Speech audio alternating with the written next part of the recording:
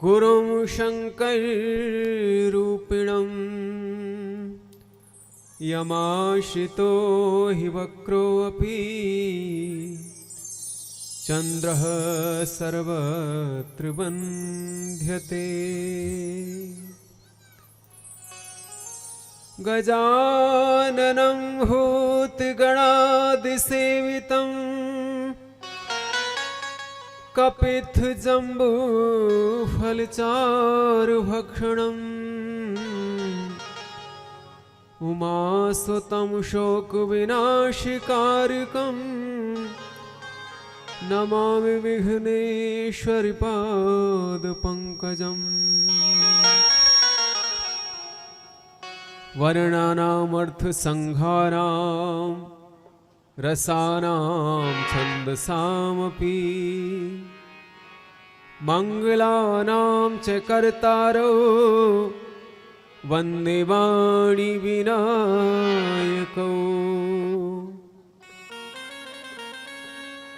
उद्भवस्थितिसंहारकारिणीं क्लेशहारिणीं सर्वश्रेयस्करीं सीतां नतो अहं रामवल्लभाम्। सीताराम गुणग्रामौ कवीश्वर कपीश्वरौ भवानी शंकरौ वंदे श्रद्धा विश्वासरूपिणौ। याभ्यां विना न पश्यन्ति सिद्धाः स्वान्तस्थमीश्वरम्। नारायणं नमस्कृत्य नरं चैव नरोत्तमम्। देवीं सरस्वतीं व्यासं ततो जयमुदीरये।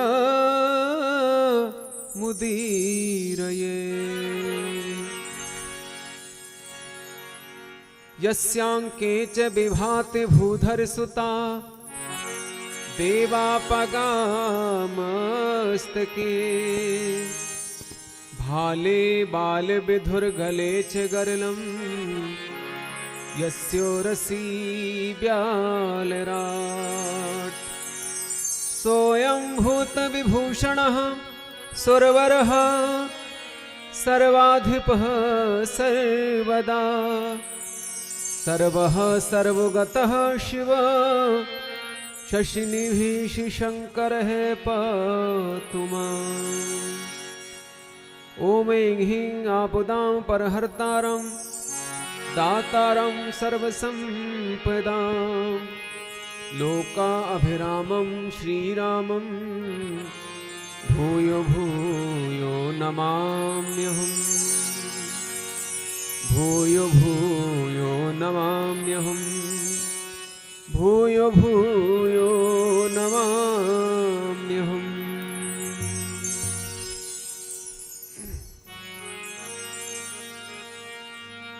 श्रीराम श्रीराम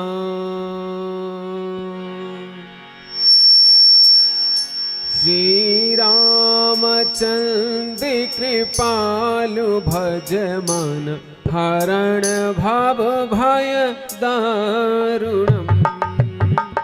रामचन्द्र कृपाल भज मन हरण भव भय दारुणम्। नव कंजलोचन कंज मुख कर कंज पद कंजारुणम्। नव कंजलोचन कंज मुख कर कंज पद कंजारुणम्। कंदर्प आगणित अमित छवि नवनील नीजन सुंदरम्। पटपीठ मानहु तड़ित रुचि सुचि नौमि जनक सुतावरम्। भज दीन बा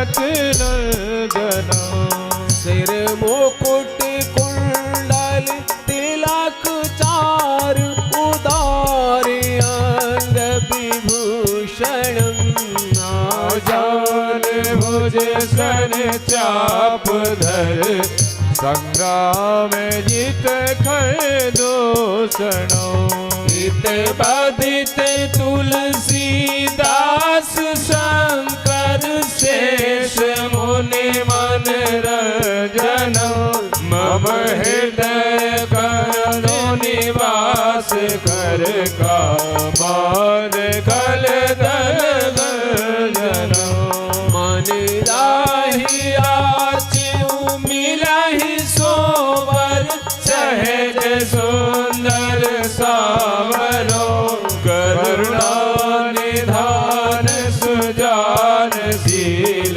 सनेह जानत रावरो एहि भांति गौर आशीष सुन सिय सहित हिया हर्षित अली तुलसी भवानी पूज पुन पुन मुदित मन मंदिर चली तुलसी भवानी पूज पुन पुन मुदित मन मंदिर चली जान गौर अनुकूल सियहि हर्ष न जाई कहे मंजुल मंगल मूल बाम अंग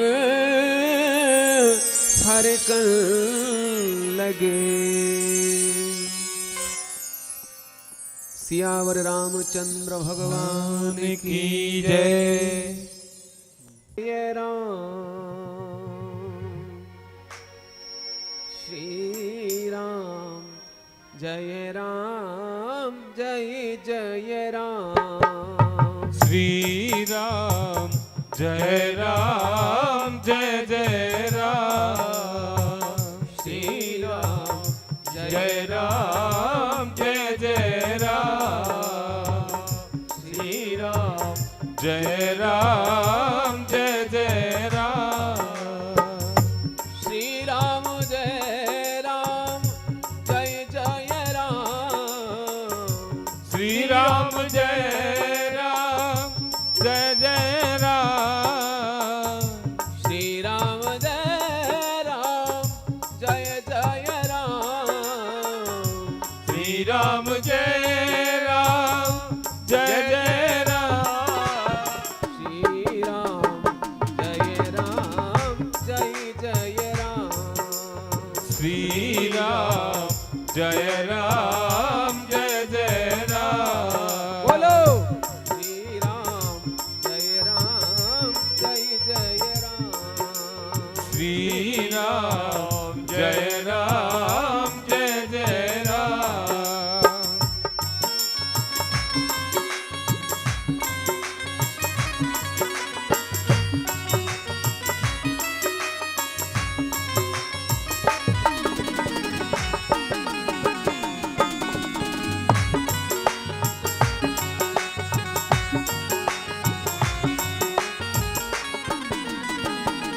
श्री राम जय राम जय जय राम श्री राम जय राम जय जय राम श्री राम जय राम जय जय राम श्री राम जय राम जय जय राम श्री राम जय राम जय जय राम श्री राम जय राम जय जय राम बोलो श्री राम जय राम जय जय राम श्री राम जय राम जय जय राम श्री राम जय राम जय जय राम श्री राम जय राम जय जय राम श्री राम जय राम जय जय राम बोलो श्री राम जय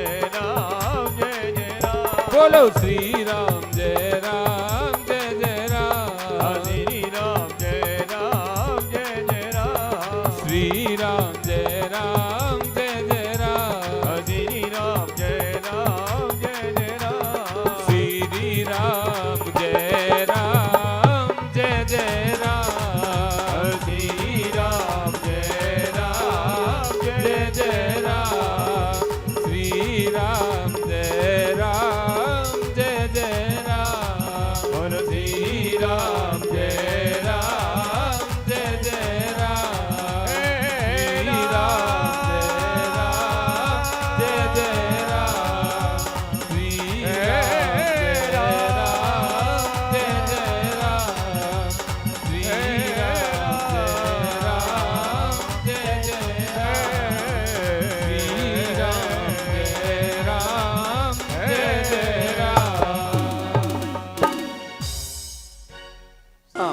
सज्जनों, परसों के पहले परसों कह के कहा गया कि मनुष्य शरीर की प्राप्ति होना बहुत दुर्लभ है, ना क्योंकि ले जा भैया तो पैसे मनुष्य शरीर ईश्वर कृपा से प्राप्त ना होता भैया है। ले जा, हाथ जोड़ करके व्यस्त दे दो जब ये जीव ना, संसार में भटकते भटकते मैं ना कर बहुत दुखी हो जाता है और रोता हुआ 84 लाख योनियों में भ्रमण करता है और अंत भैया में ना एक तो दिन चला जाए यार, मुझे ना ये भगवान के पास जाता है और भगवान से प्रार्थना करता है कि प्रभु, मैं अनेकानेक योनियों में भटकते भटकते बहुत दुखी हो गया हूं, इसलिए प्रभु आप मुझ पर कृपा करके इस जन्म मरण के चक्कर से छुड़ा दो। ये जीवात्मा रोता है भगवान के सामने। परम ब्रह्म परमात्मा प्रभु श्री राम उसके ऊपर कृपा करते हैं और कहते हैं कि मैं तुझे ऐसा देह प्रदान करूंगा कि जिसे प्राप्त करने के पश्चात तुझे किसी भी योनि में जाने की आवश्यकता ही नहीं पड़ेगी। 84 लाख योनियों में फिर तुझे भटकना नहीं पड़ेगा, अर्थात मानव देह मैं तुझे प्रदान करूंगा। परमात्मा कृपा करके मनुष्य शरीर दे देते हैं। कवहो के कर करुणा नर देही, देत ईस बिन हेत स्नेही। प्रभु श्री राम उसको मनुष्य शरीर दे देते हैं और ये जीव भगवान के सामने ये वचन दे करके आता है कि मैं मृत्यु लोक में जाकर के आपका भजन करूंगा और इस शरीर से ही भव बंधन से मुक्त होने का उपाय करूंगा। संसार सागर से छूटने का मैं कर रहा हूँ तथा एकमात्र साधन है मानव देह। साधन धाम मोक्ष कर द्वारा, पाए न जो परलोक सुधारा। परमात्मा कृपा करके मनुष्य शरीर दे देते हैं, परंतु ये जीव इस संसार में आकर के माया के कारण सब कुछ भूल जाता है। बाबा तुलसीदास ने लिखा है, बड़े भाग्य मनुष्य तन पावा, बड़े भाग्य मनुष्य तन पावा, बड़े भाग्य मनुष्य तन पावा, बड़े भाग्य मनुष्य तन पावा, सुर दुर्लभ सब ग्रंथन गावा, सुर दुर्लभ सब ग्रंथ निगावा, सुर दुर्लभ सब ग्रंथन गावा, सुर दुर्लभ सदग्रंथ निगावा, साधन धाम मोक्ष कर द्वारा, पाए न जो पर लोक सुधारा। राम जय राम जय जय राम, श्री राम जय राम जय जय राम। ये मानव देह एक साधन है इस संसार सागर से पार होने का। साधन धाम मोक्ष कर द्वारा, ये मोक्ष का द्वार है, इसके द्वारा ही मनुष्य मोक्ष की प्राप्ति करता है। सज्जनों कहते हैं, हो नरे तन पाए विषय मन देही, पलट सुधाते छठ बिशलेही। राम सिया राम जय जय राम, राम सिया राम जय जय राम। इनहि कवहु भले कहई न कोई, गुंजाग्रहई परस मन खोई। श्री राम जय राम जय जय राम, श्री राम जय राम जय जय राम। ऐसे जीव को कोई भला कैसे कह सकता है कि जो भगवान के सामने वचन दे करके आया कि हे प्रभु आप मुझे 84 से मुक्त कर दो और मैं मानव देह पाकर के आपका भजन करूंगा, परंतु यहाँ आकर माया में ऐसा फंस जाता है, मैं मेरा और तू तेरा में फंस जाता है, ये अपना है ये पराया है, बस इसी में फंस जाता है और भूल जाता है कि मैंने परमात्मा को क्या वचन दिया था। सो माया बस भयाओ गुसाई, बंध्यो कीर मरे कट की नाई। राम सिया राम जय जय राम, राम सिया राम जय जय राम। ये परमात्मा का अंश है, ये प्रभु श्री राम का भी एक रूप है, ये जीव परमात्मा का ही रूप है, ये परमात्मा का ही रूप है। इसलिए बाबा तुलसीदास ने कहा है, हो ईश्वर अंश जीव अविनाशी, चेतन अमल सहज सुख राशि। राम सिया राम जय जय राम, राम सिया राम जय जय राम। आकर 4,84,000 जोने भ्रमत यह जीव अविनाशी। श्री राम जय जय राम, श्री राम जय जय राम। काल कर्म गुण और स्वभाव के कारण ये अनेक अनेक योनियों में भटकता है माया के कारण। हो फिरत सदा माया कृत केरा, काल कर्म स्वभाव गुण प्रेरा। राम सिया राम जय जय राम, राम सिया राम जय जय राम। ये माया ही जीव को घुमाती है। काल कर्म गुण और स्वभाव इनके कारण और माया की प्रेरणा से ये अनेक अनेक योनियों में घूमता है। फिरत सदा माया कृतकेरा। बाबा तुलसीदास कहते हैं कि ऐसे जीव को भला कौन भला कह सकता है कि जो मनुष्य शरीर को पाकर के विषयों में इसको लगा देता है।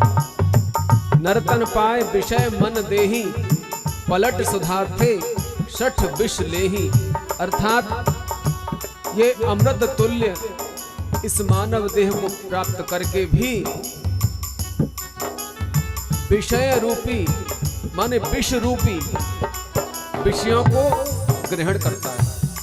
ये इंद्रियों के जो विषय हैं, 10 इंद्रियों के जो विषय हैं, शब्द स्पर्श रूप रस और गंध, इन पांचों का उपभोग करता है। तो इसे भला कौन कह सकता है? जैसे गुंजा ग्रहे परस मन खोई।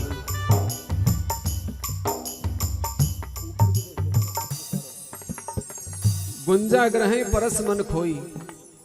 आपने देखा होगा जो गुंजा होती है, चौंटनी, जानते हो चौंटनी जो काले और लाल रंग की होती है, वो कौन से पेड़ पर लगती है? शमी के वृक्ष पर लगती है। गुंजा कहते हैं उसको। ऐसा बताते हैं कि चौंटनी का जोड़ा किसी के घर में डाल दो तो परिवार में कलह हो जाती है, झगड़ा हो जाता है ना। ऐसी कहावत है, परंतु ऐसा कुछ नहीं है, ये अंधविश्वास है। पहले ऐसा करते थे लोग, किसी के घर में झगड़ा करवाना हो तो इस गुंजा का, रामायण में उसको गुंजा कहा गया है, चौंटनी को, तो दूसरे के घर में फेंक देते थे। और उनका झगड़ा किसी बात को लेकर हुआ होगा तो वो सोचते थे कि हमने झगड़ा करवाया है चौंटनी के द्वारा।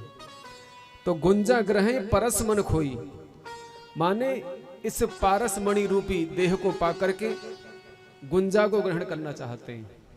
पारस मणि, ये मनुष्य शरीर पारस मणि के समान है। पारस एक पत्थर होता है।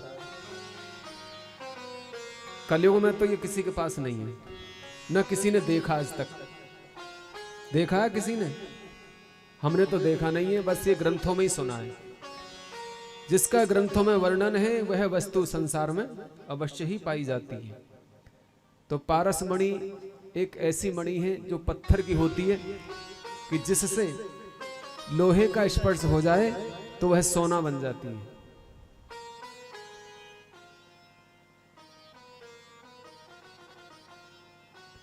सत्ययुग त्रेता द्वापर में कभी किसी के पास रही होगी, परंतु कलयुग में किसी के हाथ आ जाए ना तो वो तो सब कोई सोना बना डालेगा लोहे को। एक राजा के हाथ लग गई थी ये मणि, और राजा लोहे के गोदाम में गया और पारस मणि को स्पर्श कर दिया सबसे, तो सारा लोहा सोना बन गया। उससे बड़ा धनाढ्य कौन हो? सोना बन गया। घर के किवाड़ चौखट खिड़की जंगला सबको सोने का कर दिया। सज्जनों, फिर भी तृष्णा नष्ट नहीं हुई।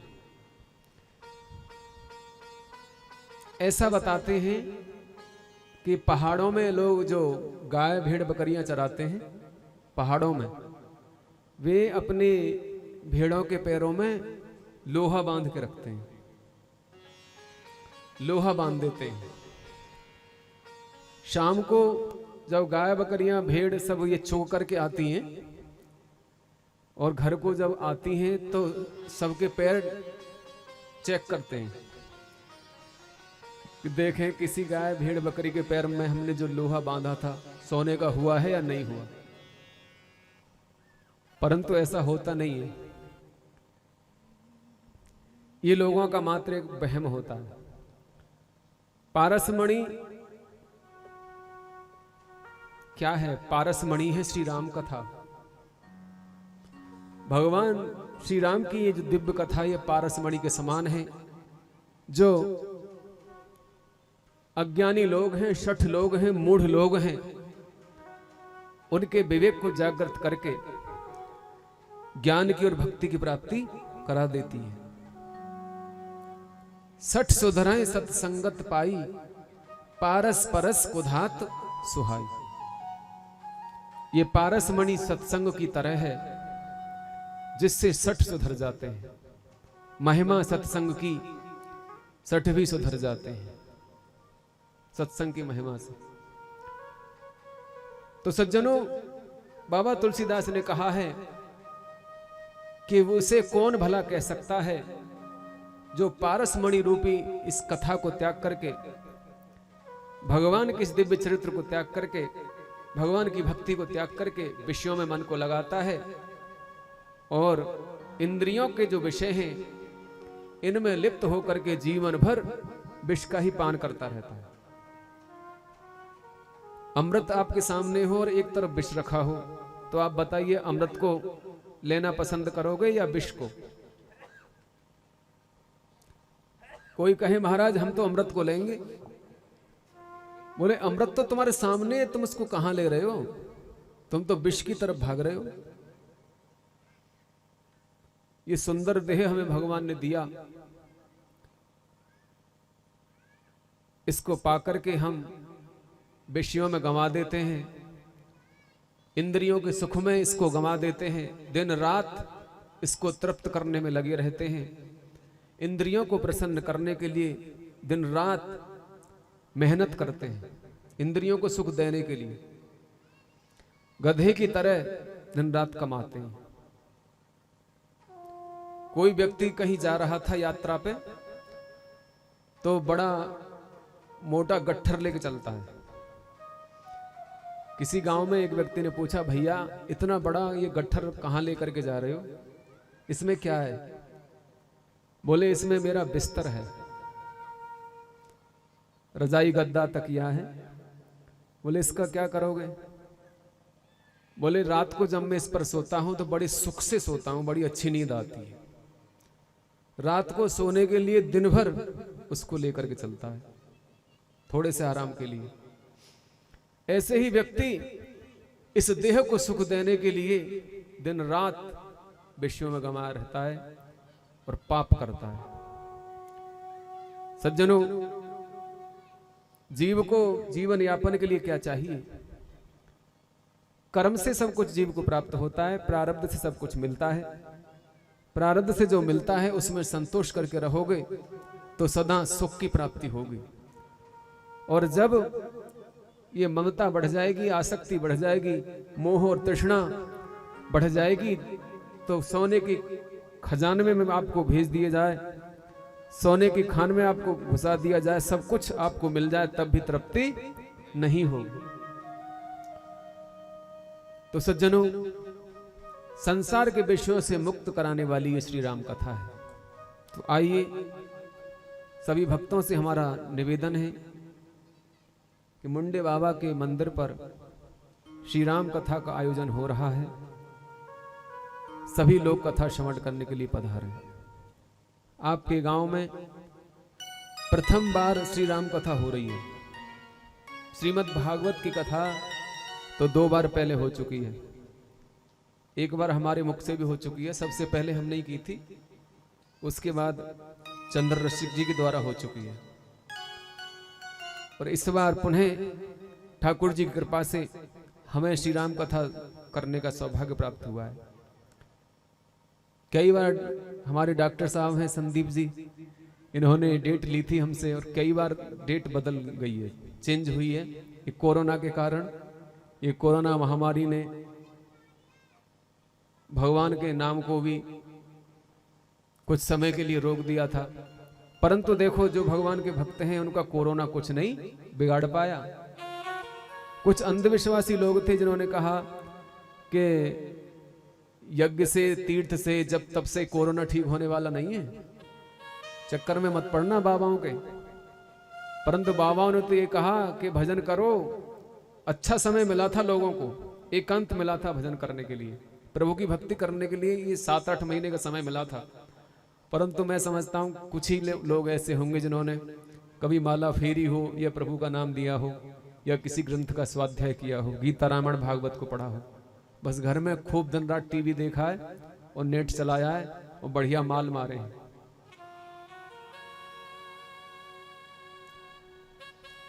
देखिए, हम पर और आप सभी पर प्रभु श्री राम की महान अनुकंपा है, क्योंकि जब करोड़ों जन्मों का पुण्य उदय होता है तभी श्री राम कथा सुनने को मिलती है। 1 जन्म का नहीं, 10 जन्म का नहीं, 100 जन्म का नहीं, 1000 जन्म का नहीं, करोड़ों जन्मों का। करोड़ों जन्मों का जब पुण्य उदय होता है तभी मानव देह की प्राप्ति होती है। तो मैं आपको बता रहा था, सबसे पहली वस्तु है मनुष्य शरीर की प्राप्ति होना, दुर्लभ, सबसे दुर्लभ है मानव देह की प्राप्ति। परंतु ये ईश्वर कृपा से हमको मिल गया। और दूसरा मैंने बताया था आपको कि संतों के दर्शन, भगवान के जो सुहृदय हैं, परम प्रिय हैं, जो उनकी आत्मा है, जो भगवत स्वरूप है, जो चलते फिरते तीर्थ हैं, और जो ठाकुर जी के अनन्य भक्त हैं, ऐसे प्रिय संतों के दर्शन बड़े ही पुण्यों से मिलते हैं। तो दूसरी बात बताई संतों के दर्शनों की प्राप्ति। संतों के दर्शन कब होते हैं? ये बात सुंदरकांड में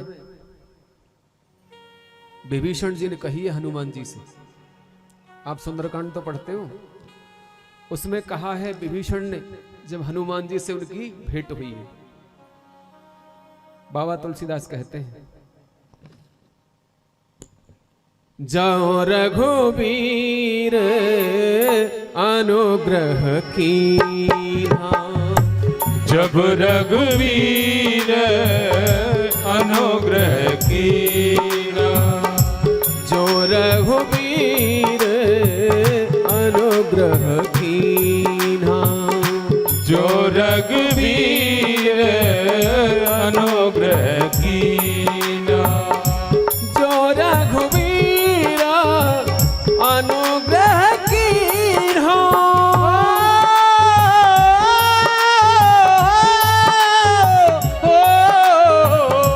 जो रघुबीर अनुग्रह कीना। तो तुम दरस मोहि हठ दीन्हा। तो तुम दरस मोहि हठ दीन्हा। तो तुम दरस मोहि हठ दीन्हा। तो तुम दरस मोहि हठ दीन्हा।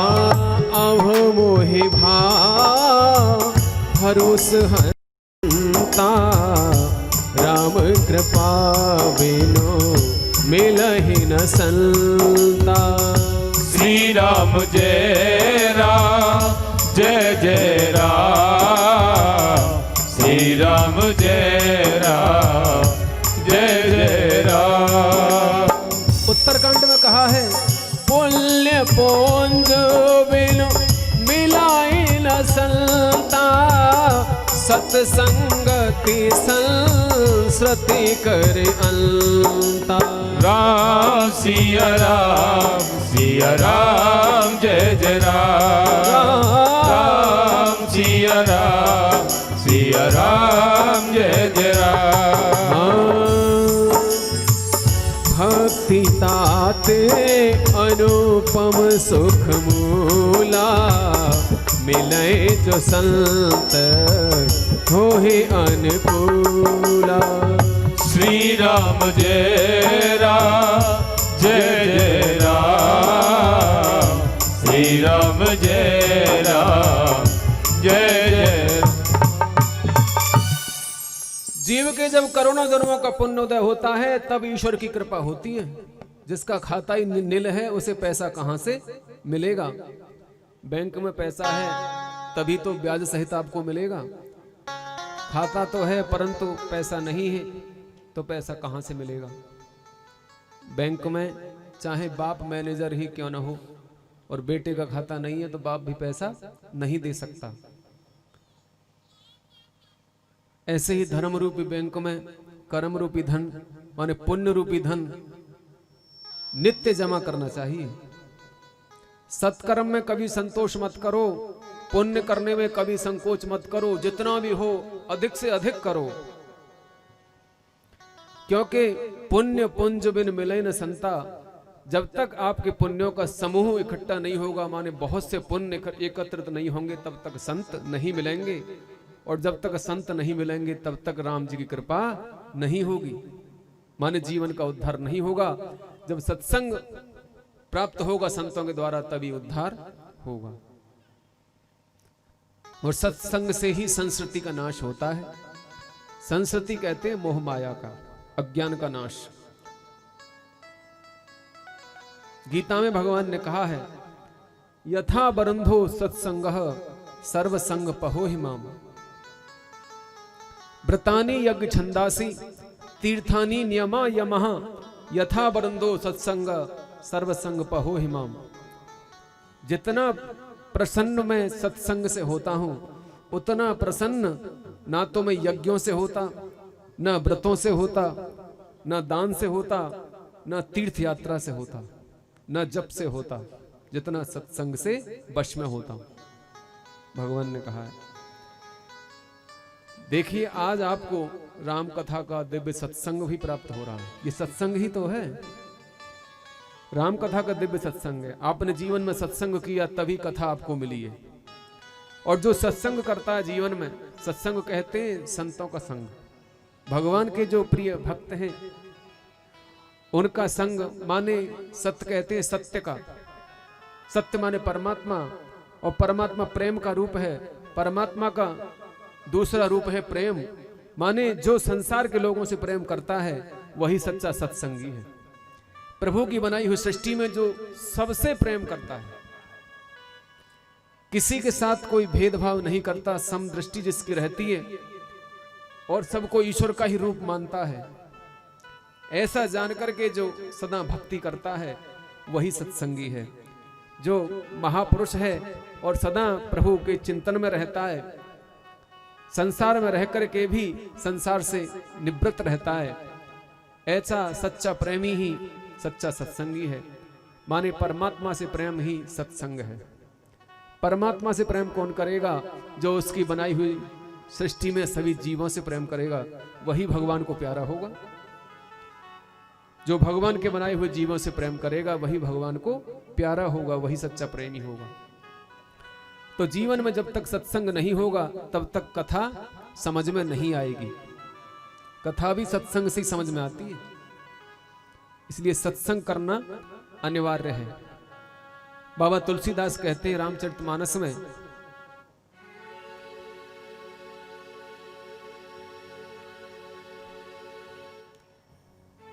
जिनके सते संगति अति प्यारी, जिनके सत्य संगति अति प्यारी, जिनके सत्य संगति अति प्यारी, हो राम कथा के कृष्ण कथा के तेहि अधिकारी, जिनके सत्य संगति अति प्यारी, जिनके सत्य संगति अति प्यारी। ज्ञान की होई विराग बिनु, बिन गुरु होई की ज्ञान, सुख की लहई हरि भक्त बिनु, गावहि वेद पुराण। श्री रामचंद्र भगवान की जय हो। ऐसी महिमा सत्संग की है। तो सत्संग की ही का दूसरा रूप प्रभु श्री राम की कथा है। वह क्या सत्संग है जिसमें भगवान की चर्चा ना होती हो। लोग गाते हैं जिस भजन में राम का नाम ना हो उस भजन को गाना नहीं चाहिए। तो वह सत्संग क्या सत्संग है जिसमें राजनीति की बात होती हो, सांसारिक बातें होती हो, क्या वो कथा है और क्या सत्संग है? हम तो केवल कथा सुनाते हैं, हम किसी राजनीतिक टॉपिक पर नहीं बोलते या ज्यादा सांसारिक बातों पर भी नहीं बोलते हैं, क्योंकि बोलने के लिए इतना रामायण में है कि उससे बाहर कुछ बोल ही नहीं सकते। बोलना है तो रामायण में से बोलो, बाहर से बोलने की क्या जरूरत है। आज के वक्ता कहते हैं मेरी सुनो मेरी सुनो, मैं ये कहता हूं मैं वो कहता हूं। बोले तुम अपनी कह रहे हो या तुलसीदास जी ने लिखा है उसको कहो, या व्यास जी ने लिखा है भागवत में उसको ही कह लो, वही बहुत है, उसको भी नहीं कह पाओगे। तो यहां तो केवल एक ही सिद्धांत है कि श्री राम कथा से बाहर कुछ भी नहीं कहेंगे, न कोई राजनीति की बात, न किसी धर्म को लेकर के किसी की कोई कैसी बात नहीं कहेंगे। जो कथा से संबंधित बातें होंगी और जो आपके जीवन में काम आएंगी केवल वही बात कहेंगे। श्री रामचंद्र भगवान की जय। तो दूसरी जो वस्तु बताई वह संतों के दर्शन बताया। तीसरा भगवान की कथा। देखिए सज्जनों, आज आपको तीनों प्राप्त हैं। मनुष्य देह भी प्राप्त है और संतों के मुख से श्री राम कथा श्रवण करने को मिल रही है। गृहस्थी लोग भी कथा करते हैं और संत भी कथा करते हैं, परंतु संतों के मुख से तो कभी कभी सुनने को मिलती है। गृहस्थी अधिकतर कथा कहते हैं। जो गृहस्थी व्यास हैं, जो आचार्य हैं, वे ज्यादातर वक्ता हैं। संत लोग तो बहुत कम ही मिलते हैं, सन्यासी तो बहुत कम मिलते हैं। सज्जनों, तो एक साधु के मुख से आपको कथा भी श्रवण करने को मिल रही है। और तीसरा, तीन हो गए ना, मानव देह और संतों के दर्शन और प्रभु श्री राम की कथा। तीनों आज आपको प्राप्त हैं। आपके जैसा भाग्यवान इस संसार में दूसरा कोई नहीं है। बोलिए श्री रामचंद्र भगवान की जय हो। अब हम आपको बताते हैं रामायण की महिमा। श्री रामचरितमानस का निर्माण कैसे हुआ, किसने इसको बनाया और क्यों बनाया, किस स्थान पर यह बना और इसका क्या प्रयोजन था, और इसको सुनकर के किस किस का उद्धार हुआ। ये महात्म है, महात्मा है ये रामचरितमानस का। आपको मैं श्री रामचरितमानस का महात्मा सुनाता हूं, जैसे श्रीमद् भागवत का महात्मा सुनाते हैं, जिसमें धुंधकारी की कथा आती है, आत्मदेव की कथा आती है। जैसे शिव पुराण में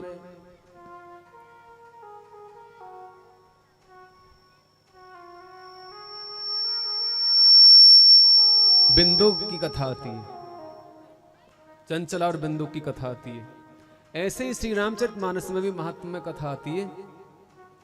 आप ध्यान से सुने। अब जो नई रामायण आ रही है उनमें ये कथा नहीं है।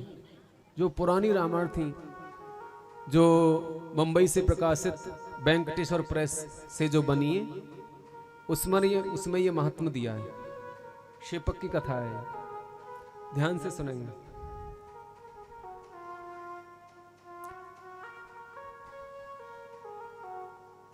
हरि गुरु हरि गणेश धी,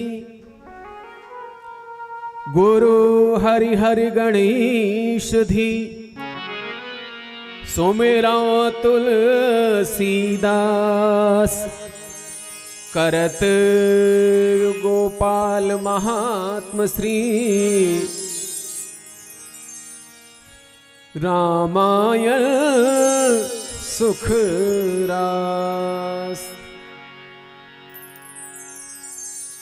गुरु का ध्यान किया, हरि माने विष्णु का ध्यान किया, और हर माने महादेव का ध्यान किया, और संसार में जितने भी लोग हैं सबका ध्यान किया। बंदों सबके पद कमल,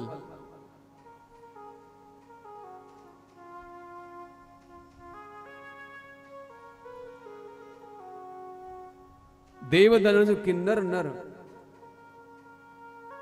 प्रेत पितर गंधर्व, बंदों सबके पद कमल, करो कृपा अब सर्व।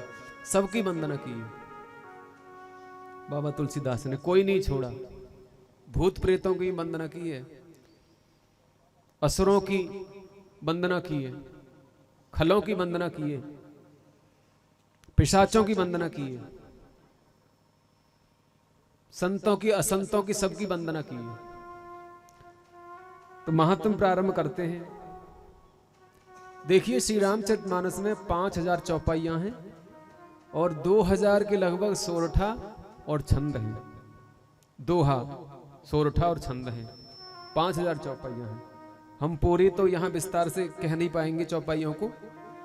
जो मुख्य मुख्य चौपाइयां हैं, प्रसंगवश जो संवादी चौपाइयां हैं, उन्हें आपके सम्मुख रखेंगे। हमारे आचार्य जी मूल पाठ के लिए बैठे हुए हैं, जो पूरी रामचरितमानस का पाठ कर रहे हैं। ये 9 दिन में पूरा कर देंगे। सज्जनों, बाबा तुलसीदास कहते हैं,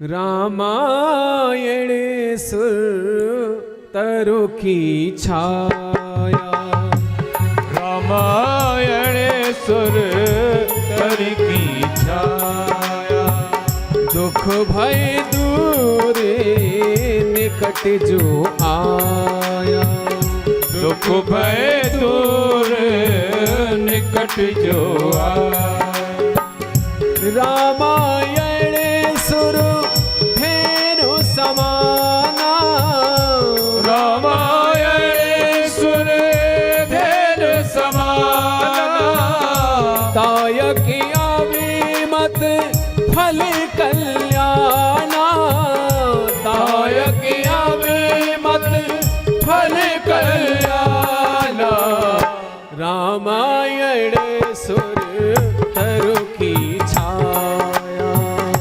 रामायण सुर तरु की छाया, हाँ दुख भय दूर निकट जो आया, दुख भय दूर निकट जो आया। गोस्वामी जी कहते हैं ये श्री राम की जो कथा है, श्री राम कथा माने श्री रामचरितमानस, श्री रामायण का दिव्य चरित्र, ये सुरतरु की तरह है। सुरतरु जानते हैं? सुरतरु कहते हैं कल्प वृक्ष को। सुरतरु, सुर माने देवता, तरु माने वृक्ष, माने कल्प वृक्ष। आप मानो कल्प वृक्ष की छाया में बैठे हुए हो। राम कथा रूपी कल्प वृक्ष आपके यहां बन करके खड़ा हुआ है। पूरा विशाल वृक्ष है ये कल्प वृक्ष, जो मनोवांछित फल देने वाला है। आप अपने मन में किसी भी कामना को लेकर के बैठिए, कोई भी इच्छा को लेकर के बैठिए, किसी भी प्राप्ति के लिए, किसी भी सांसारिक भोग की प्राप्ति के लिए आप यहां संकल्प लेकर के बैठिए।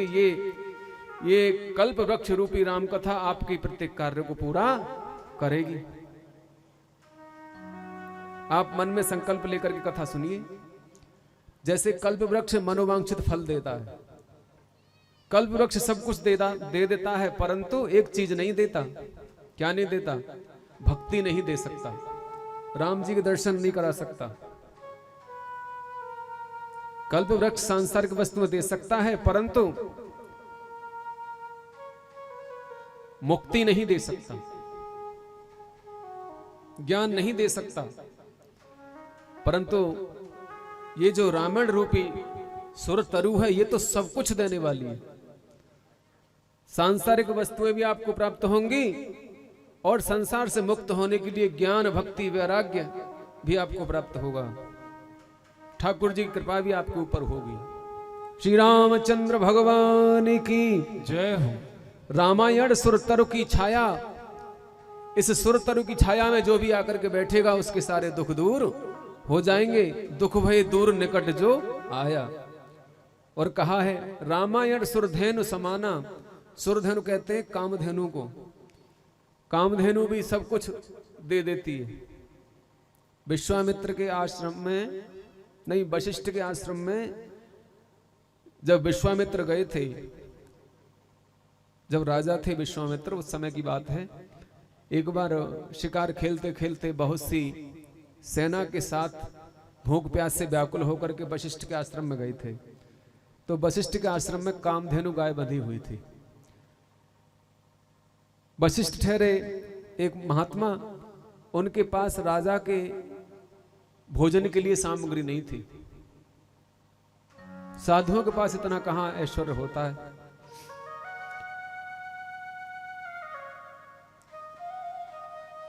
राजा बने विश्वामित्र की, उसकी सेना सहित वशिष्ठ मुनि ने पूरी सेवा की, वो कामधेनु की सहायता से। तो यहां कहा गया है कि राम जी की जो कथा है ये कामधेनु की तरह है। देवताओं की गाय जो मनोवांछित फल देती है। दायक अभिमत फल कल्याणा, ये मनोवांछित फल देती है और कल्याण भी कर देती है। श्री रामचंद्र भगवान की जय हो।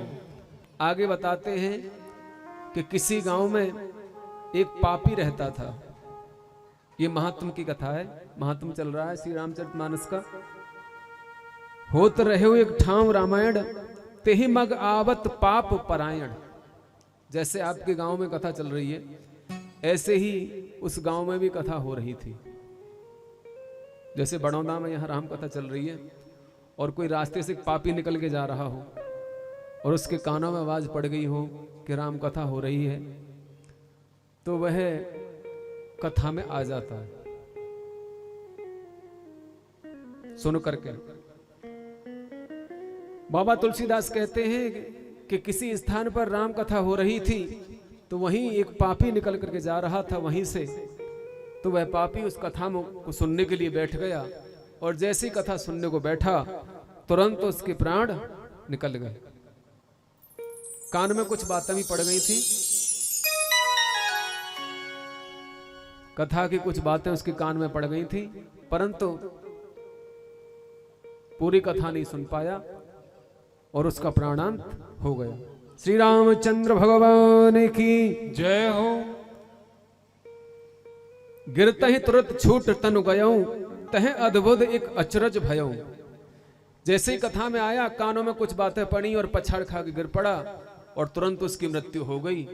परंतु देखिए वहां एक आश्चर्य हुआ। क्या आश्चर्य हुआ कि प्रभु श्री राम के पार्षद उसे लेने के लिए आए, जो महापापी था, अजामिल के जैसा। ये कथा अजामिल की तरह है, जैसे भागवत में अजामिल की कथा आती है, आपने सुनी होंगी।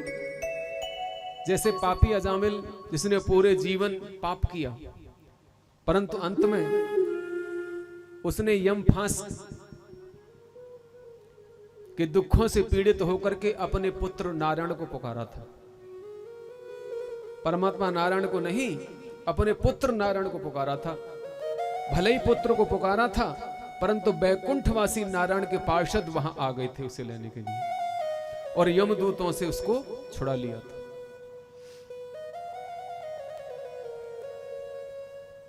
सज्जनों और देवियों, जैसे ही उस व्यक्ति के प्राण छूटे तो यम के दूत भी उसे लेने को आए और श्री राम के पार्षद भी वहां पर आए।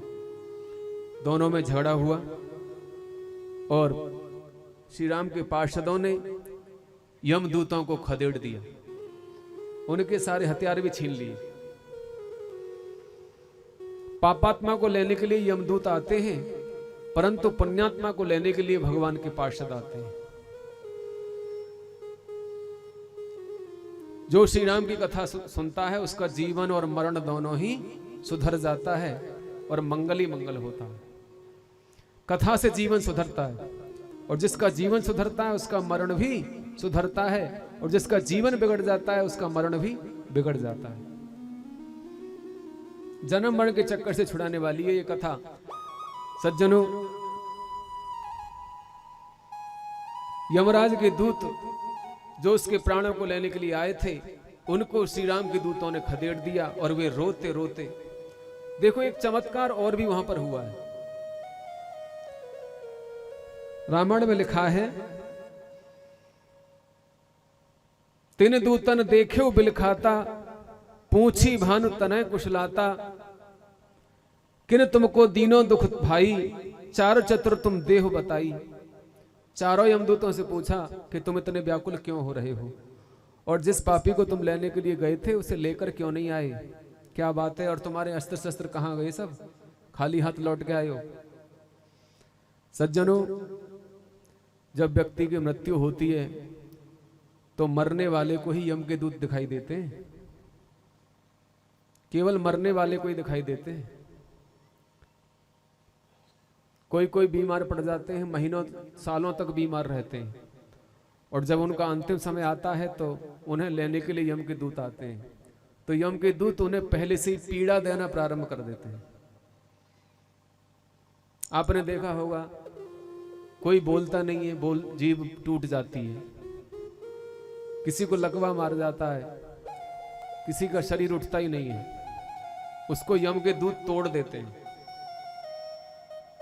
उसके अंगों को तोड़ देते हैं। इस बात का भान केवल उस जीव को ही होता है जो मरणासन्न है, और उसे ही यम के दूत दिखाई देते हैं। तो यम की दूतों की पीड़ा से यदि बचना है तो ठाकुर जी की शरण लो। तो आज यम के दूत रोते हुए गए, यमराज ने पूछा तो यमराज से यमदूत कहने लगे, ये लो अपने अस्त्र शस्त्र, हमसे आपकी नौकरी नहीं होती। बोले क्यों? कि अब आप, हमारी समझ में यही नहीं आता कौन पुण्यात्मा है और कौन धर्मात्मा है, कौन पापात्मा है। आपने हमसे ये जो काम दिया है पापियों को लाने के लिए दिया है, और हम तो पापी को लेकर के आ रहे थे। सारी कथा बताने लगे, और वहां तो शंकर चक्र गदा पद्म हाथ में धारण किए हुए 4 व्यक्ति आ गए जो विष्णु रूप थे, और वो अपने को विष्णु का पार्षद बता रहे थे, और उन्होंने ही उस पापी को हमसे छीन लिया, और उन्होंने ही हमारी ये दुर्दशा की है। उनके पास ही हमारे अस्त्र शस्त्र हैं। और एक बात बताइए कि जहां पर हम उस व्यक्ति को लेने के लिए गए थे, वहां एक बहुत बड़ा बानर बैठा हुआ था, और उस बानर ने हमें पूंछ में लपेट के धरती पे पटक पटक के मारा है। हमारी बहुत धुनाई की है महाराज, हमसे आपकी नौकरी नहीं होती, ये लो अपना सामान। यमराज कहने लगे, अरे मूर्खो, तुम कहां पहुंच गए? क्या हुआ था? बोले, जहां पर वह व्यक्ति मरा था वहां राम कथा हो रही थी। यमराज समझ गए, अरे मूर्खो, तुम नहीं जानते, तुम जिन्हें पार्षद बता रहे हो वे तो भगवान विष्णु के सेवक हैं, और वो तो मेरे भी स्वामी हैं, मैं भी उनका सेवक हूं, मैं तो उनकी नौकरी करता हूं यहां। और जिसने तुम्हें पूंछ में लपेट के मारा है वह निश्चित ही हनुमान जी होंगे, क्योंकि जहां राम कथा होती है वहां यम के दूत नहीं भटकते। जिस घर में प्रभु का नाम लिया जाता है वहां यमराज के दूत कभी नहीं आते। जहां दोनों टाइम संध्या आरती होती है, तुलसी पूजा होती है, ठाकुर जी की सेवा होती है, साधु संत गौ अतिथि माता पिता का सम्मान होता है, उस घर में भूल करके भी यमदूत नहीं आते। जिस घर में स्त्रियां मारी पीटी जाती हैं, कलह रहती है, जिस घर में मांस मदरा इत्यादि का भोग होता है, और जिस घर में बड़ों का आदर नहीं होता, और जिस घर में जुआ शराब का वास होता है, वहीं पर यम के दूत आते हैं। और आज से तुम उन्हीं लोगों के यहां जाना और कभी भगवान के भक्तों के हृदय घर में भटकना भी मत, नहीं तो फिर मेरी भी मार पड़ेगी तुम्हारे ऊपर। सज्जनों, विष्णु दूत उस पापी को ले गए। ये वृत्तांत यमराज के दूतों ने यमराज से आकर के कहा। तो कहने का तात्पर्य है, कलियुग तरन उपाय न कोई, राम भजन रामायण दोई। कलियुग में दो ही उपाय हैं पार होने के, एक तो श्री राम जी की कथा और श्री राम जी का भजन। दो उपाय हैं केवल, श्री राम कथा और श्री राम जी का भजन। कलियुग तरन उपाय न कोई, राम भजन रामायण दोई। राम जी का भजन और श्री रामचरितमानस। इस तरह से संक्षेप में मैंने आपको महात्मा सुनाया। सज्जनों, बाबा तुलसीदास ने पहले गुरु वंदना की, गणेश सरस्वती शिव पार्वती राम सीता लक्ष्मण भरत शत्रुघ्न इनकी वंदना की, विप्र समाज की वंदना की, संत समाज की वंदना की,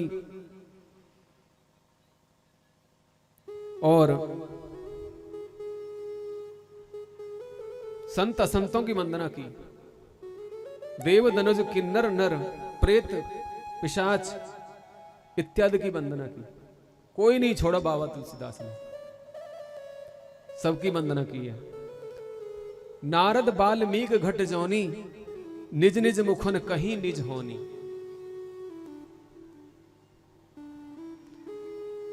नारद जी ने राम कथा कही है। 4 श्लोकों में राम कथा सुना दी थी नारद जी ने महर्षि वेदव्यास को। कोई कहे कि वो तो भागवत थी, वो भागवत में और राम कथा में कोई अंतर नहीं है, वो राम कथा ही थी। भागवत कहिए चाहे राम कथा कहिए, नारद जी ने सुनाई। नारद जी ने अपना पूर्व जन्म भी कहा था। श्रीमद् भागवत में पूर्व जन्म की कथा भी सुनाई ने।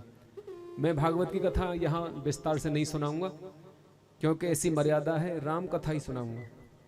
तो नारद जी ने अपना पूर्व चरित्र कहा है और व्यास जी को राम कथा सुनाई है, माने भागवत सुनाई है। तो महर्षि वेदव्यास ने भागवत की रचना की है, 18,000 श्लोक बनाए हैं। और सुखदेव जी ने जिसे राजा परीक्षित को सुनाया था। नारद बाल्मीक, दूसरे हैं बाल्मीक। बाल्मीक जो प्रचेताओं के पुत्र थे।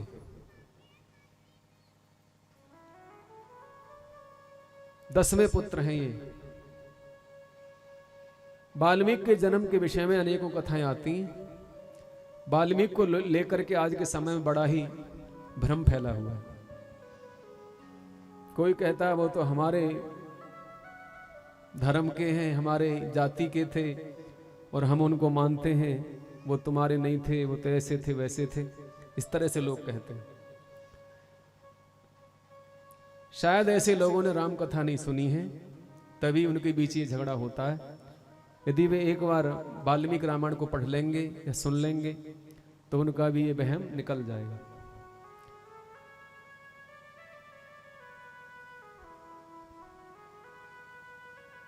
सज्जनों, वाल्मीकि का चरित्र पुराणों में भी आया है और अनेक अनेक रामायणों में आया है। श्रीमद् भागवत में प्रचेताओं के 10वें पुत्र हैं और आनंद रामायण में एक ऋषि के पुत्र हैं। ये एक आनंद रामायण है, उसमें ऋषि के पुत्र हैं। कृणु नामक एक ऋषि थे, उनके पुत्र थे ये। एक बार वन में ये कृणु नाम के ऋषि तपस्या कर रहे थे। वहां एक इच्छाधारी सर्पणी आ गई और जिसने सुंदर रूप धारण किया, इच्छाधारी नागिन थी, और उसने स्त्री का रूप बना करके मुनि को मोहित कर दिया और मुनि के तेज से उस सर्पणी के द्वारा एक बालक का जन्म हुआ। बालक को वन में ही छोड़ करके वह सर्पणी पाताल को चली गई। बालक वन में पड़ा रह गया और उस बालक का पालन पोषण भीलों ने किया। कोलकिरात भीलों ने। भीलों के कर्म पहले ऐसे होते थे, लूटपाट करना, चोरी करना, यात्रियों को लूटना। तो ऐसे ही उस बालक के भी कर्म हो गए। इनका नाम था रत्नाकर। ये कथा भी आपने सुनी होगी। बहुत बड़े डाकू हुए थे रत्नाकर, जो राहगीरों को लूटते थे। वे किसी को भी नहीं छोड़ते थे, साधु संतों को भी मार डालते थे, सबको मारता था ये वाल्मीकि रत्नाकर जो था। सज्जनों, एक बार नारद जी सप्तऋषियों के साथ वहां से जा रहे थे तो रत्नाकर ने इनको पकड़ लिया और कहा, जो भी तुम्हारे पास धन है उसे मेरे हवाले कर दो, नहीं तो तुम्हारे जैसे कितने महात्माओं को मैंने मौत के घाट उतार दिया। नारद जी ने कहा, अरे भाई, तुम एक बात बताओ, तुम किसके लिए ये पाप कर रहे हो? क्या तुम्हें पता है कि तुम ये जो पाप कर रहे हो इसमें तुम्हारा परिवार सम्मिलित है? क्या तुम्हारे इस पाप का भागी तुम्हारा परिवार होगा, जो तुम दिन रात उनका पालन करने के लिए पाप करते हो? तो वाल्मीकि ने कहा, मैं जानता हूं तुम मुझे भरमाने के लिए ऐसी बातें कर रहे हो, मैं तुम्हें छोड़ूंगा नहीं, कि नहीं हम जाएंगे नहीं, हम तुम्हें वचन देते हैं कि हम यहीं बैठे रहेंगे। इतने पर भी वाल्मीकि ने उनको रस्सी से बांध दिया। विश्वास नहीं था और घर पे गए। घर पे जाके पत्नी बच्चों से पूछा कि बताओ, मैं जो ये दिन रात पाप करता हूं, क्या तुम इसमें शामिल हो गए? पत्नी ने कहा, नहीं महाराज, हम इसमें शामिल क्यों होंगे तुम्हारे पाप में? तुम्हारा तो धर्म है हमारा पेट पालन करना, हम तुम्हारे पाप में शामिल नहीं होंगे। शास्त्रों में लिखा है, पत्नी पाप में शामिल नहीं होती, पत्नी केवल पुण्य में शामिल होती है, परंतु पति पत्नी के पाप में शामिल होता है बिना करे भी। ये बहुत बड़ा रहस्य है। शिष्य पाप करता है तो उसका पाप का अंश गुरु को भी भोगना पड़ता है। पुत्र पाप करता है तो पुत्र के पाप का छठा अंश पिता को भोगना पड़ता है। पत्नी यदि पाप करती है तो उसके पाप का छठा अंश पति को भोगना पड़ता है। सेवक यदि अपराध करता है तो दोष स्वामी को लगता है, क्योंकि ये पराधीन है, इनके अधीन नहीं है। तो सज्जनों, पत्नी ने मना कर दिया। वाल्मीकि की आंखें खुल गईं, आके संत शरण ग्रहण की। संतों ने ऐसी कृपा की। बोले जब तब तो होता नहीं था, बोले राम राम जपते रहना बस। बोले राम राम तो मुंह से निकलता ही नहीं है। बोले मरा मरा जपते थे। ऐसा आपने सुना होगा, मरा मरा जपते थे। और मरा मरा मरा मरा मरा मरा कहते कहते ही राम राम आ जाता है। मरा मरा मरा मरा मरा मरा राम राम राम राम आ जाता है। उल्टा नाम जपत जग जाना, बाल्मीक भय ब्रह्म समान। जो कुछ समय पहले महान डाकू थे, आज संतों की शरणागति से महान ज्ञानी हो गए, ब्रह्म के समान हो गए, माने आत्मज्ञानी हो गए, ब्रह्म दृष्टा, माने सबके अंदर सीताराम जी को देखते हैं।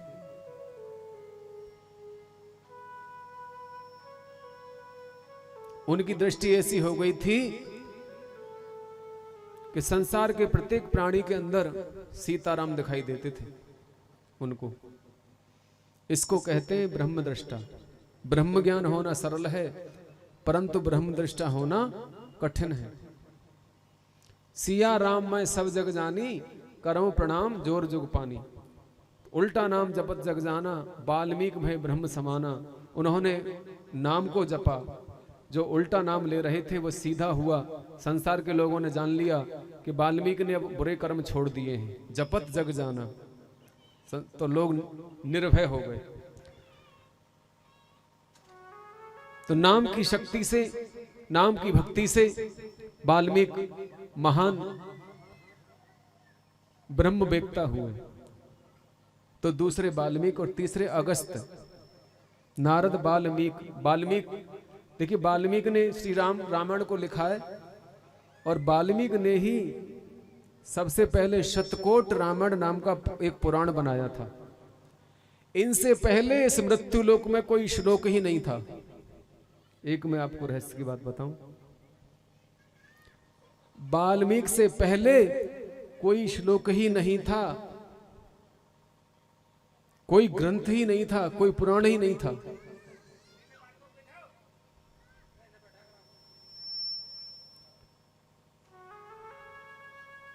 क्योंकि वाल्मीकि को यह ज्ञान ब्रह्मा जी से प्राप्त हुआ था। एक बार की बात है, वाल्मीकि तमसा नदी के किनारे संध्या कर रहे थे, तो वहां पर एक घटना हुई। क्या हुआ? तमसा नदी के किनारे पर क्रौंच, नर और मादा, ये क्रौंच पक्षी का जोड़ा आपस में विहार कर रहे थे। उसी समय एक बहेलिया ने बाण मार दिया। जो काम से पीड़ित नर और मादा थे, उनमें से नर को उस बधिक ने मार दिया बाण से।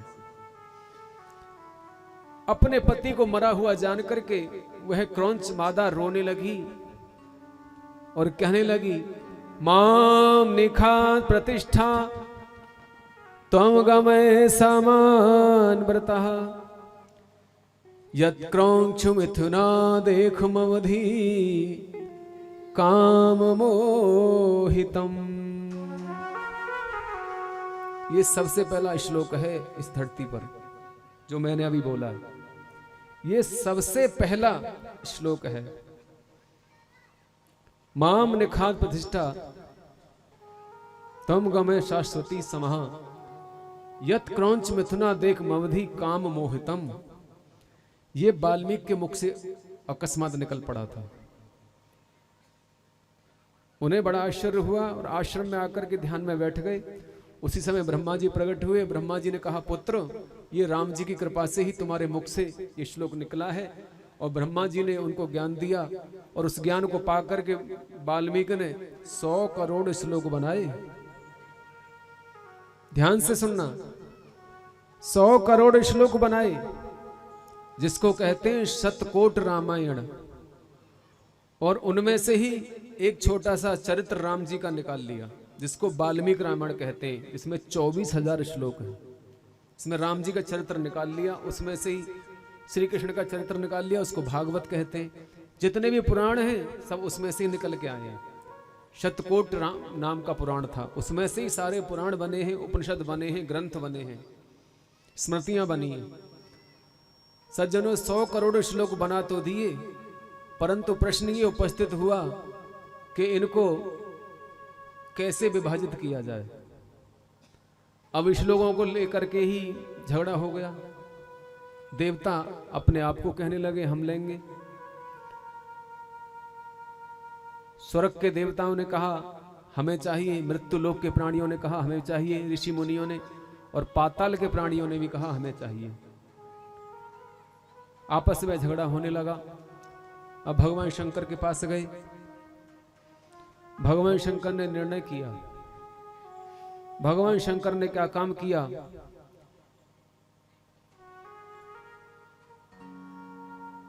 बाबा तुलसीदास कहते हैं कि समस्त रामायणों के रचयिता भगवान शंकर हैं। परम ब्रह्म परमात्मा भगवान शिव के मुख से ही सब कुछ निकला है। माने शिव से ही वाल्मीकि को मिले थे ये ग्रंथ श्लोक, शिव कृपा से प्राप्त हुए थे 100 करोड़ श्लोक। तो भगवान शिव ने 3 जगह बांट दिया इनको, स्वर्ग लोक में, पाताल लोक में, मृत्यु लोक में। मृत्यु लोक के हिस्से में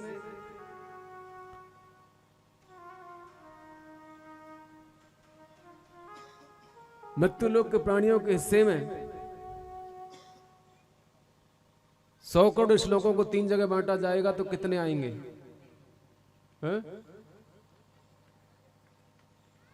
कैलकुलेशन बहुत बड़ा है ये, फिर मैं आपको शॉर्ट में बता देता हूं। 3 जगह बांटने के पश्चात एक श्लोक शेष बचता है, मात्र एक श्लोक शेष बचता है, और एक श्लोक में 32 अक्षर होते हैं। 32 को तो 3 जगह बांट नहीं सकते। अब फिर उसके पीछे झगड़ा होने लगा। अब क्या करें? भोले बाबा ने सोचा ऐसा करते हैं कि 30 को तुम्हें दे देते हैं, 2 को हम रख लेते हैं।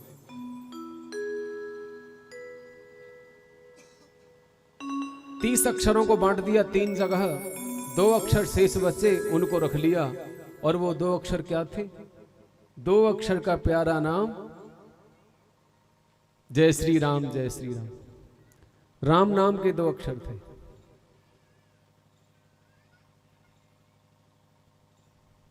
रामायण में लिखा है, बाबा तुलसीदास लिखते हैं, रचे महेश निज मानस राखा,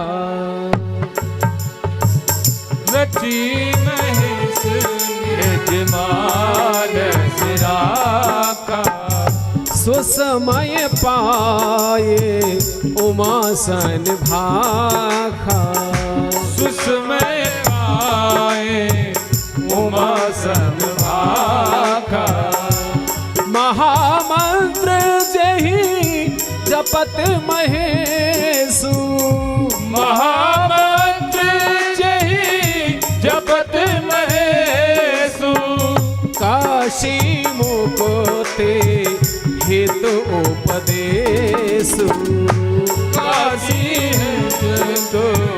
हित उपदेशु, काशी मुक्ति हित उपदेशु। उन 2 अक्षरों को भगवान शंकर ने अपने गले में रख लिया। इसलिए उनके गले में, जब भोले बाबा ने विष का पान किया था, गले में राम नाम था, इसलिए विष भी अमृत हो गया। मीराबाई के गले में ठाकुर जी का नाम था, कृष्ण का नाम था। उनका नाम की शक्ति से राणा जी ने जो विष का प्याला दिया था वह भी अमृत हो गया। तो गरल सुधा रिप कराएं मिताई, गोपद सिंधु अनल सितलाई। जो विष को भी अमृत बना देता है, ऐसा राम जी का नाम है। आगे मैं आपको बताऊंगा। राम नाम की महिमा बाबा तुलसीदास ने कही है 72 चौपाइयों में और 9 दोहा में वर्णन किया है। पूरा तो मैं आपको सुना नहीं सकता, 72 चौपाइयों को आपको सुनाऊं एक तरफ से तो पूरे दिन में भी नहीं हो पाएंगे, केवल सार सार बताऊंगा। सज्जनों और देवियों, तो 2 अक्षरों को भगवान शिव ने रख लिया। रच महेश निज मानस राखा, सुसमय पाए उमासन भाषा। भगवान शंकर ने रामायण को अपने मन में रख लिया। इन राम के 2 अक्षरों में समस्त रामायण छिपी हुई है। समस्त रामायण का सार क्या है? श्री राम। राम नाम के 2 अक्षर समस्त रामायण का सार है। श्री रामचंद्र भगवान की जय हो।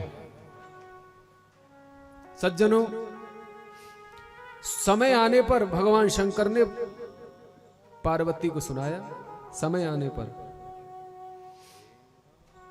वो आगे कथा आएगी। इस तरह से वाल्मीकि का चरित्र कहा और अंत में अगस्त मुनि का कहा। माने अगस्त मुनि ने भी रामायण बनाई है, जिसको अगस्त रामायण कहते हैं। और उस रामायण को सुनने के लिए स्वयं भगवान शंकर गए थे। कहां गए थे? पंचवटी पे, दक्षिण में जहां पंचवटी थी, नासिक में। पंचवटी से 8 किलोमीटर दूरी पर अगस्त मुनि का आश्रम था। वहां पर अगस्त मुनि ने रामायण बनाई, जिसको अगस्त रामायण कहते हैं। उसको सुनने के लिए भगवान शंकर और पार्वती जी दोनों गए थे। कथा आगे आएगी। शंकर जी ने तो कथा सुन ली थी, परंतु पार्वती जी ने, माने सती जी ने कथा नहीं सुनी थी। सती जी ने, इसीलिए सती जी का पतन हुआ था, उन्हें मोह हो गया था। इसीलिए वो राम जी को साधारण राजकुमार समझ बैठी थी। ऐसे चरित्र आपको श्रवण करने को मिलेंगे। सज्जनों, श्री रामचंद्र भगवान की जय। सबकी वंदना की, सबकी स्तुति की। जड़ चेतन जग जीव जुत सकल राममय जान, बंदव सबके पद कमल सदा जोर युग पान। देव दनुज नर नाग खग प्रेत पितर गंधर्व, बंदव किन्नर रजनीचर कृपा करहु अब सर्व। सज्जनों, जलचर थलचर नवचर नाना, जे जड़ चेतन जीव जहाना। जलचर जीवों की भी वंदना की, थलचर जीवों की वंदना की, और नवचर जीवों की भी वंदना की। माने जलचर, जल में रहने वाले जीवों की वंदना की, जो जल में रहते हैं, मत्स्य इत्यादि। और थल में माने भूमि पर रहने वाले जीवों की भी वंदना की, और नभ में रहने वाले जीवों की भी वंदना की। नभ में पक्षी इत्यादि उड़ते रहते हैं आकाश में, उनकी भी वंदना की। इसमें भी एक रहस्य है। बोले, इनकी वंदना क्यों की है? थलचर, थलचर में कौन आता है? थलचर में ऐसा विद्वान बताते, ऐसा संत लोग बताते कि भगवान के भक्तों की वंदना की। जैसे द्रौपदी है, गजेंद्र था, जो आर्त भक्त थे, भगवान के प्रिय भक्त हैं, जो अनन्य भक्त हैं, उनकी वंदना की है। इसमें गजेंद्र अनन्य भक्त है, अर्जुन अनन्य भक्त थे मृत्युलोक के जीवों में, उनकी वंदना की। गजेंद्र की वंदना की, जो थलचर है। सज्जनों, जलचर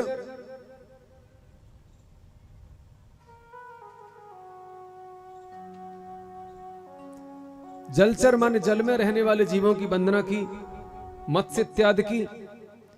बोले, मत्स्य की वंदना क्यों की? मत्स्य से जुड़ी हुई कथा आती है, मत्स्य से, क्योंकि इस मत्स्य के कारण ही राम जी का जन्म हुआ था। ध्यान से सुनना, आनंद रामायण में ऐसी कथा आती है कि जब रावण ने सुना कि मेरी मृत्यु दशरथ पुत्र के हाथों से होगी, ब्रह्मा जी ने बता दिया था रावण को कि तेरी मृत्यु दशरथ और कौशल्या के द्वारा उत्पन्न होने वाले बड़े पुत्र के हाथों से होगी। तो रावण ने सोचा कि मैं इन दोनों का विवाह ही नहीं होने दूंगा। तो जब महाराज दशरथ की बारात गई थी कौशल्या को बिहाने के लिए, तो समुद्र में होकर के जा रही थी। तो वहां इसने अपनी माया से ऐसा तूफान खड़ा कर दिया जिससे उनकी नाव पलट गई और सब बाराती डूब के किनारे पर आ गए। दशरथ जी भी मूर्छित हो गए। और इसने क्या काम किया कि कौशल्या और दशरथ दोनों को ही बंद कर लिया, बंदी बना लिया, एक संदूक में बंद कर दिया और बंद करके एक समुद्र में रहने वाले तिमंगल नाम के मत्स्य को इनको सौंप दिया। तिमंगल ने इनकी रक्षा की है, इसलिए जलचर कहा। जलचर जीवों में मत्स्य की वंदना की, क्योंकि इसके कारण ही दशरथ और कौशल्या के प्राण बचे थे। तब कहीं जाकर के राम जी का जन्म हुआ था। ऐसी कथा मिलती है कि तिमंगल दैत्य से, माने उस मत्स्य रूपी दैत्य से रावण इनको ले गया संदूक को और लंका में ले गया। लंका में जाकर के उसको खोला तो दोनों जीवित निकले, दशरथ और कौशल्या।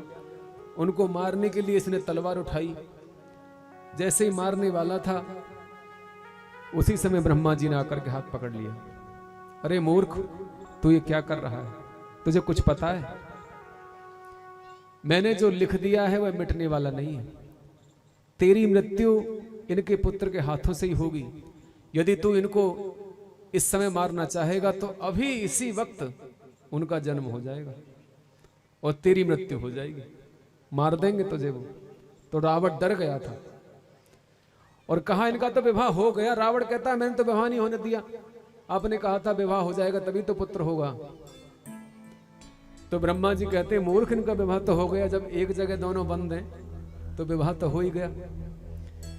और वशिष्ठ जी ने बाहर से वेद मंत्रों के द्वारा शिष्टागांठ जोड़ दिए मंत्रों से। तो इस तरह से कथा आती है, आनंद रामायण में आती है, ये तुलसी कृत में नहीं है।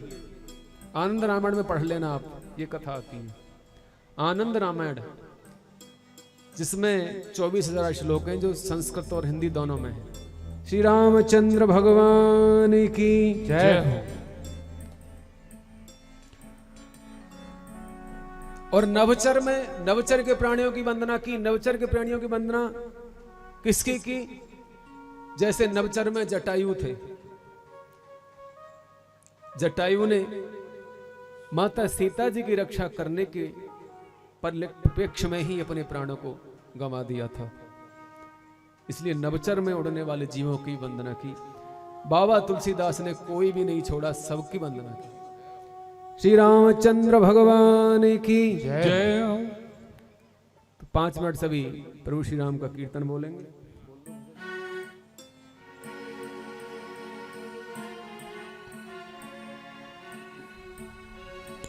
कर ले भजन भगवान का, क्यों भूल में भटकता है। न कोई रहा है न कोई रहेगा, क्यों न प्रभु की मान जपता है। जीवन सफल बनाना है तो ले ले प्रभु का नाम।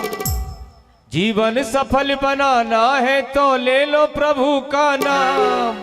बेड़ा पार लगाने को बस काफी राम का नाम।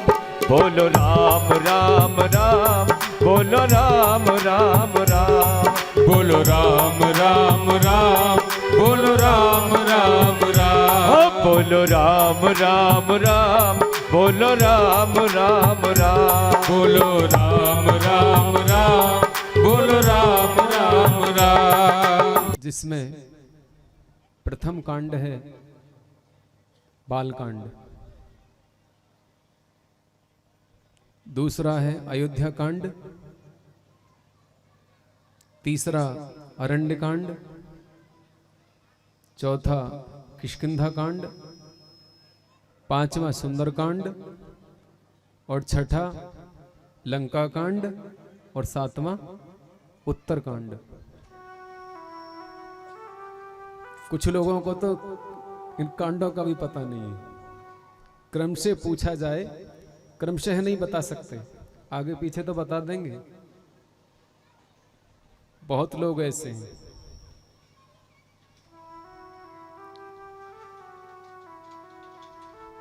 परंतु जो लोग नित्य रामचरितमानस का पाठ करते हैं वे कथा को अच्छी तरह समझते हैं, और वही लोग कथा को समझ पाते हैं जिन्होंने इसका अध्ययन किया है, स्वाध्याय किया है, पठन किया है, इसको पढ़ा है, इसका पाठ किया है।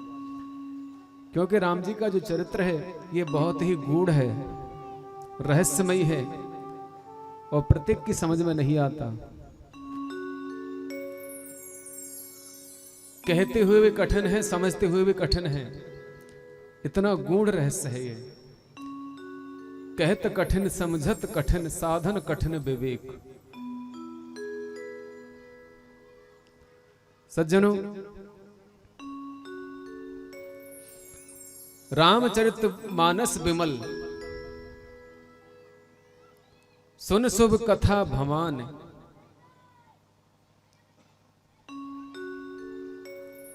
ये राम जी का जो चरित्र है ये विमल है, इसमें किसी प्रकार का कोई मल नहीं, विकार रहित है, दिव्य है।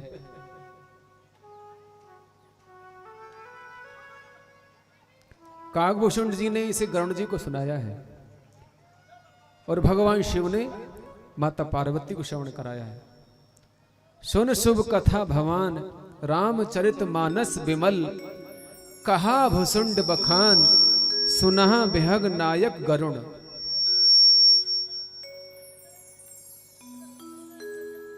सुन शुभ कथा भवान रामचरित मानस विमल।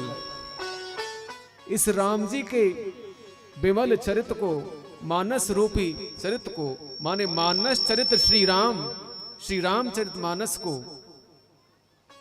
जिसमें परमात्मा ने मानस मनुष्य शरीर लेकर के नाना चरित्र किए थे, ऐसा दिव्य चरित्र श्री रामचरित मानस, उल्टा कर देंगे मानस चरित्र श्री राम, ये ऐसा विमल है जिसको भगवान शंकर ने माता पार्वती को सुनाया था। सुन शुभ कथा भवान रामचरित मानस विमल, कहा भुसुंड बखान। काकभूषण जी ने इस कथा को किसे सुनाया था? गरुड़ जी को। सुना बिहग नायक गरुण, जो पक्षियों के नायक हैं, पक्षीराज गरुड़ भगवान विष्णु के वाहन हैं, उन्होंने ये कथा सुनी काकभूषण के मुख से, कौवा के मुंह से, जो पक्षियों में उत्तम है, और कौवा तो निकृष्ट जीव है। ऐसे निकृष्ट जीव के मुख से जो पक्षीराज गरुड़ हैं, उन्होंने कथा सुनी। काकभूषण जी नीलगिरी पर्वत पर रहते हैं, जो 100 योजन लंबा और चौड़ा है पर्वत। हरिद्वार से प्रारंभ हो जाता है, जो नील धारा जो निकली हुई है, और जहां ब्रह्म कुंड है, जहां असली हर की पौड़ी है, वो नीलगिरी पर्वत के नीचे ही है, जो बहुत गहरा है, जिधर मछला घाट है। और ये जो अब हर की पौड़ी है, इसको तो अंग्रेजों ने काट के बनाया था, नहर निकाली थी। श्री रामचंद्र भगवान की जय हो। असली ब्रह्म कुंड तो नील पर्वत की तलहटी में है, जहां से नील धारा निकल रही है, जो गंगा है। उस नीलगिरी पर्वत पर काकभूषण जी रहते हैं, जहां पर 100 योजन तक माया नहीं व्याप्ति, किसी को भी माया नहीं सताती है, और वहां केवल और केवल पक्षी ही कथा सुन सकते हैं, और किसी भी योनि के जीव कथा नहीं सुन सकते। ऐसे स्थान पर काकभूषण जी ने गरुड़ जी को यह कथा सुनाई थी, और भगवान शंकर ने कैलाश पर्वत पर माता पार्वती को श्री रामचरित मानस की कथा सुनाई थी। मैंने पहले भी आपको बताया, रच महेश निज मानस राखा, सुसमय पाए उमासन भाखा। रामायण का सबसे पहला श्रोता कौन है? जरा ध्यान दें, रामायण का प्रथम श्रोता कौन था?